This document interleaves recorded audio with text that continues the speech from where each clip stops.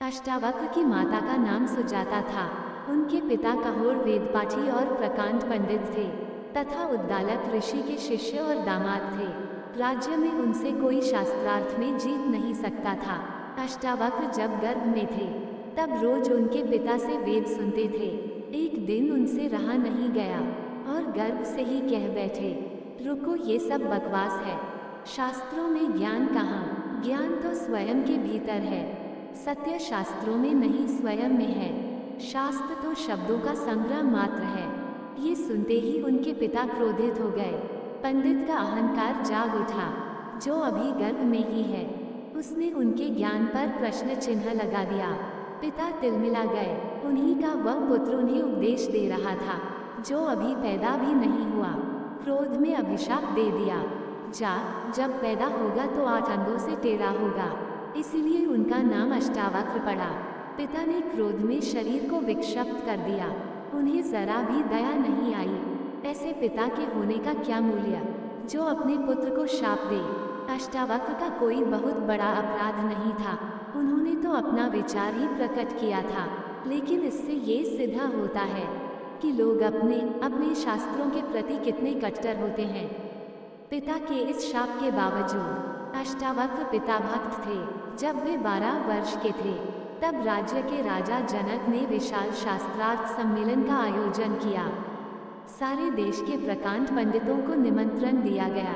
चूंकि अष्टावक्र के पिता भी प्रकांड पंडित और शास्त्रज्ञ थे तो उन्हें भी विशेष आमंत्रित किया गया।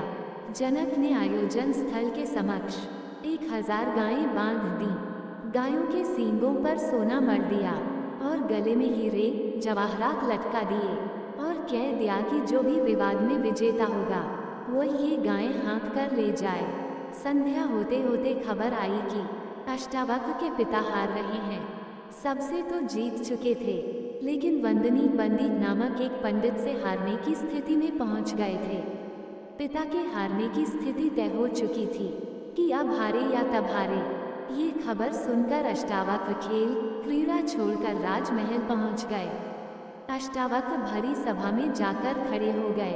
उनका 8 जगहों से टेढ़ा मेढ़ा शरीर और अजीब चाल देखकर सारी सभा हंसने लगी। अष्टावक्र यह नजारा देखकर सभा जनों से भी ज्यादा जोर से खिलखिलाकर हंसे। जनक ने पूछा, सब हंसते हैं, वो तो मैं समझ सकता हूँ, लेकिन बेटे तेरे हंसने का कारण बता। अष्टावक्र ने कहा, मैं इसलिए हंस रहा हूँ कि इन मूर्खों की सभा में सत्य का निर्णय हो रहा है। आश्चर्य, ये मूर्ख यहाँ क्या कर रहे हैं? सारी सभा में सन्नाटा छा गया। सब अवाक रह गए।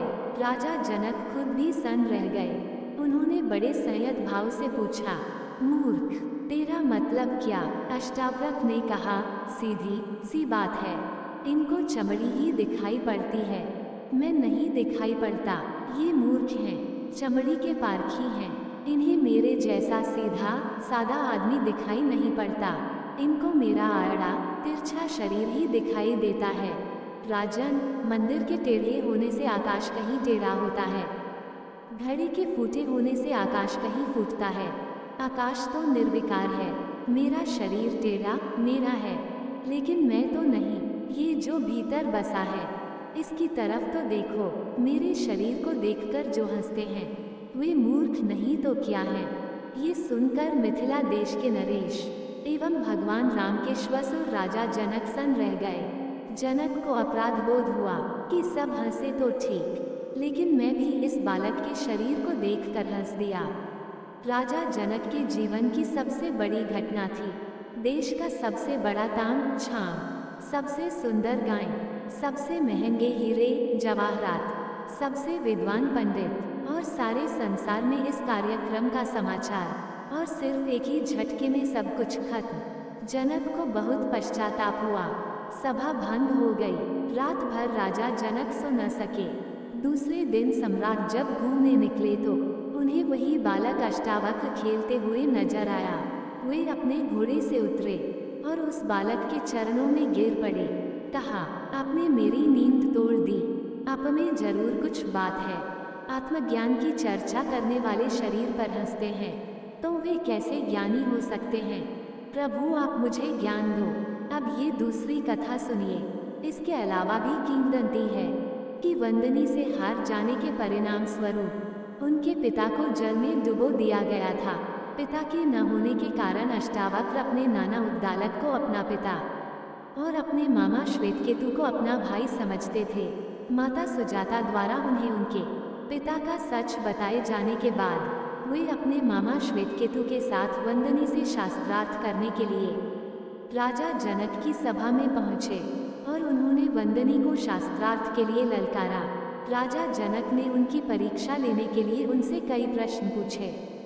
जब अष्टावक्र ने सभी का उत्तर दे दिया तब उन्होंने वंदनी से शास्त्रार्थ की आज्ञा दी और उन्होंने वंदनी को हरा दिया।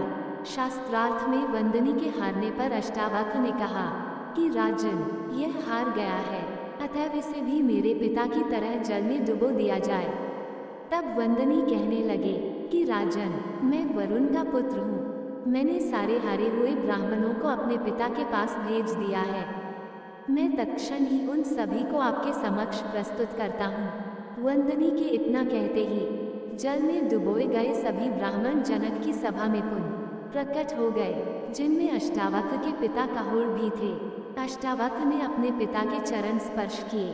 कहोर ने प्रसन्न होकर अपने पुत्र को गले लगाकर कहा कि तुम जाकर समंगा नदी में स्नान करो। उक्त स्नान से तुम मेरे शाप से मुक्त हो जाओगे। यदि आपको ये स्टोरी पसंद आया तो प्लीज़ वीडियो को लाइक करें, शेयर करें और हमारे चैनल को सब्सक्राइब करना ना भूलें। धन्यवाद।